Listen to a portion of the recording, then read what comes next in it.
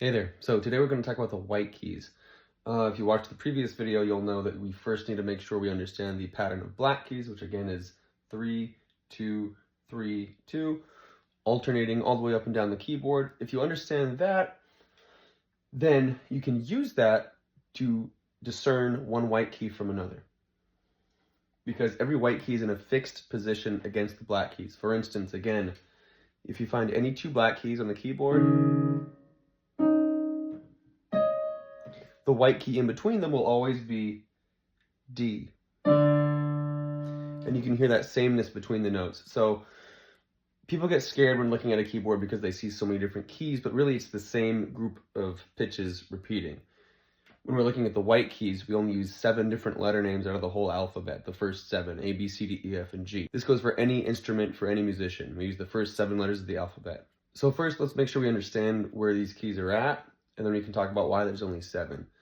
So let's start with D and move outward. So we have D. And if you know your alphabet, it's still all in sequence, moving left to right. So whatever comes after D in the alphabet is going to be right here, which is E. And then whatever comes before D in the alphabet, which is C, is right here. So centered around any group of 2 black keys from low to high is C, D, and E. C, D, E. And they should always sound the same. You'll know if it's right because you'll be able to hear those similar tones. So try by yourself just to find those keys, C, D, and E, some low, some high, all the way up and down your own keyboard, that are always going to be centered around the groups of 2 black keys in that exact same fashion, those exact same positions. Now, let's talk about the 4 white keys that are centered around the 3 black keys. So find 3 black keys. Since we know now that this is E, from C, D, and E, we're just going to keep moving up. So we have F and G, and then after G, the 7 letters are cyclical. So after G, it just goes right back to A. A, B, C, D, E, F, G, A, B, C, D, E, F, G. So F, G, A, B, and then we're back to C. So now try to do that same thing, finding these groups of 4 white keys. F, G, A, B. All the way up and down your keyboard. And the question I get asked a lot is, why are there only 7? Who decided that? Well, it wasn't really anyone's decision. That's just how sound works. So every note has a specific frequency that it emits, and we use hertz, a numeric value, to identify that, which represents its wavelength. So for instance, the third C from the bottom of the piano, which we call C3, here's C, 1, 2, 3, moves at 130 hertz per second. The C above it, which we would call an octave above it because it's 8 white keys away, 1, 2, 3, 4, 5, 6, 7, 8. This is going to be 260 hertz per second, which is exactly double this one. That's why they sound so similar, because their relationship is extremely close. It's exactly double the speed of this one. And you can hear that exact sameness between those 2 pitches, which are both C, versus if I played a bunch of random notes, you'll hear how they clash, because their relationships in terms of their frequencies are much messier. And that as a whole ultimately determines whether any 2 notes sound good or bad together. So now finally, let's see if we can actually play on the white keys a little bit. Last time when we looked at the black keys, we used fingers 2, 3, and 4, or just fingers 2 and 3, depending on if we were on a group of 3 black keys or a group of 2.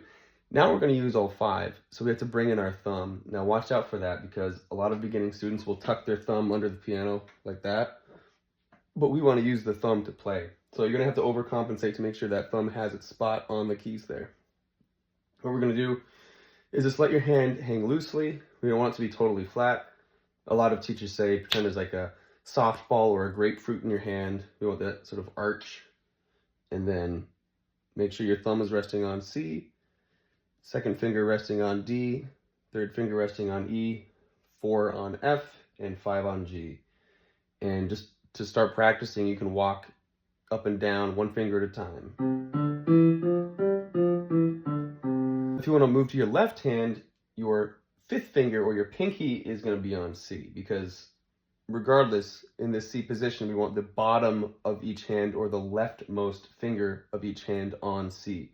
So for our left hand, that's going to be 5. So you're going to play C with your pinky, and then 4 on D, 3 on E, 2 on F, and 1 on G.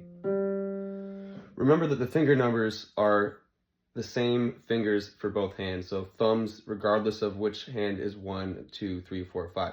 Some beginning students think it'll be 1, 2, 3, 4, 5 for the right hand, and then 1, 2, 3, 4, 5 for the left hand, but that's not true.